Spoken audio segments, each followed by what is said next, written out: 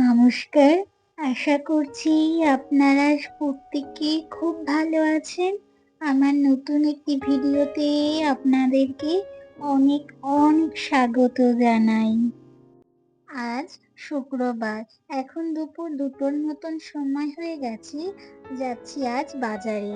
সাতনা, আমাদের বাড়ি থেকে সাতনা বাজার যেতে ওই ধরুন সময় লাগে 45 মিনিটের মতন। আর এখনকার সময়ে কি দারুণ লাগে রাস্তা দিয়ে যেতে, তাই না? রাস্তার দুই ধার দিয়ে একদম সর্ষের ক্ষেত, গমের ক্ষেত, সর্ষের ফুলগুলোও যেন ফুটে আছে। আর মাঝখান থেকে এরকম রাস্তা, যেতে কি দারুণ যে লাগে, কি অপূর্ব দৃশ্য দেখুন, তাই না? এখনকার সময়ে মনে হয় মাঠের ফসলগুলো যেন হাসছে, তারা যেন খেলছে হাওয়ার সাথে সাথে, আর ফুরফুর করে হাওয়া দিচ্ছে। অপূর্ব লাগছে, দুই দিক যেন সবুজ হয়ে গেছে। আচ্ছা, আগেই বলে রাখি, এই ভিডিওগুলো কিন্তু বেশ কিছুদিনের আগে যখন আমরা কলকাতা গিয়েছিলাম তখনকার। যাচ্ছি বাজারে, তার কারণ বাজারে আসার পরে একটি মেলা দেখতে পেলাম, তাই মেলার মধ্যেই ঢুকলাম। ঢুকেই কি যে 3টে বোতল সাজানো আছে, খুব ভালো লেগেছে, পাইপ দেওয়া।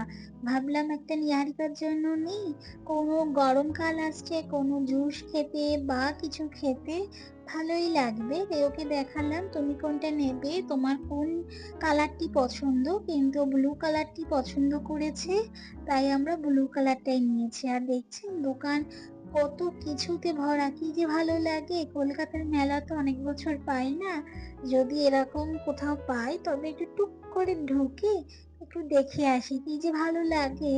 এই শীতকালে এখানে এরকম মেলা জায়গায় জায়গায় বসেছে, এরকম মেলা, সোয়েটারের মেলা। চলুন, টুকিটাকি ওখান থেকে কিনেছি, তেমন কিছু না, নিহারিকা একটু পছন্দ মতন জিনিস কিনেছে। এছাড়াও তো আরো জিনিস বাকি আছে। এবার যাচ্ছি বাটায়। নিহারিকার বাবা জুতো কিনবে, নিহারিকাও জুতো কিনবে, সেই কারণে যাব বাটায়। আগে বাটাটাকে দেখি কেমন এখানকার জুতোর কালেকশন, তারপরে না হয় অন্য কোনো দোকানে ঢোকা যাবে। চলে এসেছি বাটায়। আমরা অনেকক্ষণ বাটায় থেকে জুতো নিয়ে হাতে নিয়ে দেখেছি, কিন্তু যাই বলো না কেন, এখানকার জুতোর ডিজাইন বা কোয়ালিটি যাই হোক না কেন আমাদের পছন্দ হয়নি। এখানে যেন মনে হচ্ছিল নামেই বাটা দিয়েছে, কিন্তু আমাদের কলকাতা বা অন্যান্য যেখানে দেখেছি ডিজাইন কত দারুণ থাকে, তাই না? কি সুন্দর সুন্দর ডিজাইন থাকে।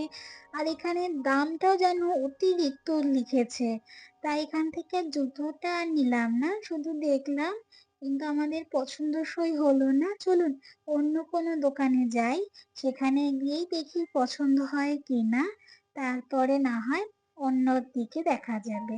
চলে এসেছি আরেকটি মেলায়, এখানে কিন্তু শুধুমাত্র সোয়েটারের মেলা। নিহারিকা বলেছে, পাপা আমাকে এরকম একটা জ্যাকেট কিনে দেবে। তাই আজকে যেহেতু সময় হাতে নিয়ে এসেছি, অন্য কোনো কাজ নেই, তাই আজকে টুকটুক করে সমস্ত মেলা ঘুরলাম। মোটামুটি 2-3টে মেলা কিন্তু আমাদের ঘোরা হয়ে গেছে। আমিও সোয়েটার দেখেছি, কিন্তু পছন্দসই হয়নি, তাই আর নিলাম না। কিন্তু নিহারিকা হঠাৎ করে এটা ওর চোখে পড়ে গেছে, এরকম জ্যাকেট নেবে, তাই ওকেই পরিয়ে দেখছিলাম ওকে কেমন লাগে, কিন্তু ভালোই লাগছিল ওকে জ্যাকেটগুলো। এই জ্যাকেটটা প্রথমে পরিয়েছি, দেখলাম একদম টায়, তাই বললাম এর থেকে বড়টা যদি থাকে, মানে এবছরের ঠান্ডা প্রায় তো শেষের দিকে, তাই একটু বড়টা নিলে হয়তো সামনের বছরও পরতে পারবে। আর এই দেখছেন পুরো সোয়েটারের মেলা, শুধু সোয়েটার আছে, চাদর আছে, কম্বল আছে। এখানে ওই যে বললাম জায়গায় জায়গায় এরকম সোয়েটারের মেলা বা বাসনের মেলা বসেই থাকে শীতকালে। শীতের পরে আবার এগুলি উঠে চলে যাবে, আবার আগামী শীতে এরা আসবে। যাই হোক, এখান থেকে একটা চয়েস করলাম, কিন্তু চয়েস করলে হবে কি, এখন যেহেতু এখানে সোয়েটারের অনেক দাম, তবুও ভাবলাম শীতের যেহেতু শেষ, একটু তো কম দাম দেবে, কিন্তু না, এটুকু সোয়েটারের দাম প্রায় 4,000 টাকার মতন বলেছে। আমরা কম করেছি, কিন্তু আমাদের দামই ওরা এখনো পর্যন্ত দেখলাম ওরা দেবে না। যাই হোক, ওইটুকু সোয়েটার 4,000 টাকা শীতের শেষ, তাই আর নিলাম না, পরে কখনো দেখা যাবে। এসেছি জুতোর দোকানে, আমরা জুতো চয়েস করছিলাম নিহারিকার জন্য। আমাদের ওই যে ক্রিম কালারের জুতোটা খুব ভালো লেগেছে, কিন্তু ওই জুতোটা ওর পা একটু ছোট, তাই এই কালো শুটাই নিলাম। ভালো হয়েছে তাই না? দেখতেও ভালো লাগছে। এসেছি জামা কাপড়ের দোকানে, জামা কাপড় কেনাকাটা হয়ে গেছে। বেশ, নিহারিকার জন্য নিলাম বাড়ির নাতনিদের জন্য। আর সবার জন্য নেওয়া হয়নি, শুধুমাত্র নাতি-নাতনিদের জন্যই নিয়েছি, নিহারিকার জন্য নিয়েছি আর আমাদের জন্যই টুকটাক। আর বাড়ির সবার জন্য এই জন্য নেইনি, কারণ আমাদের কলকাতায় আমার ননদরা বলো বা যারাই বলুন না কেন, কেউ কিন্তু এখানকার জামা কাপড় যেহেতু সিনথেটিক টাইপের হয়, পছন্দ তেমন একটা করে না। তাই যা কিছু দেওয়ার ওখানে গিয়েই না তাদের দেই। এবার এসেছি আমরা একটু স্ট্রিট ফুড খেতে। সারাদিন আজকে অনেক ঘুরেছি, এখন তো প্রায় বিকেল হয়ে গেছে। এবার স্ট্রিট ফুড খেয়ে তারপরে আমরা যাব বাড়ির পথে। নিহারিকা নিয়েছে এখানে মিষ্টি ফুচকা, আর আমি এখানে একটু চাট অর্ডার দিয়েছি। নিহারিকার ফুচকাটা আগেই এসেছে, আমার চাটটাও চলে এসেছে। এই চাটটা খেতে না প্রায় খানিকটা কলকাতার মতন, যেমন ঘুগনি ঠিক তেমন, কিন্তু টেস্টটা হয় অন্যরকম। আর এখানে দেখছেন সমস্ত দোকান সব ফাস্ট ফুডের দোকান, সমস্ত দোকানে সামোসা, চাট, ফুলকি, ইডলি, ধোসা, মোমোস, সব স্ট্রিট ফুডের খাবার এখানেই থাকে। চলুন, তবে আমাদের কেনাকাটা শেষ, প্রায় সন্ধ্যা নামলো। এবারে ধরেছি বাড়ি ফেরার পথ। বাড়ি ফিরেও অনেক কাজ, কারণ কাল বাদে পরশু আমাদের কলকাতা যাওয়ার দিন।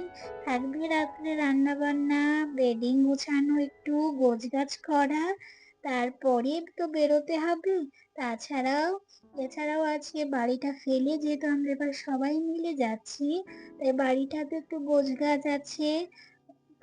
এবার হয়তো বেশি দিনের জন্য যাচ্ছি না, তবু যে কদিনের জন্য যাচ্ছি বাড়ি ঘর গুছিয়ে তারপরে বেরোতে হবে। চলুন, তাহলে ভিডিওটি আজকে এখানেই শেষ করছি।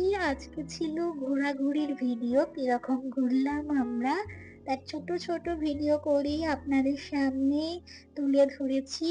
ভালো লাগলে অবশ্যই একটা লাইক করে সাবস্ক্রাইব করে আমার সাথে থাকবেন। আর ভালো লাগলে অবশ্যই লাইক করে দেবেন। তাহলে আজকে এখানের মতন বিদায় নিচ্ছি। সবাই ভালো থাকবেন, সুস্থ থাকবেন, সাবধানে থাকবেন।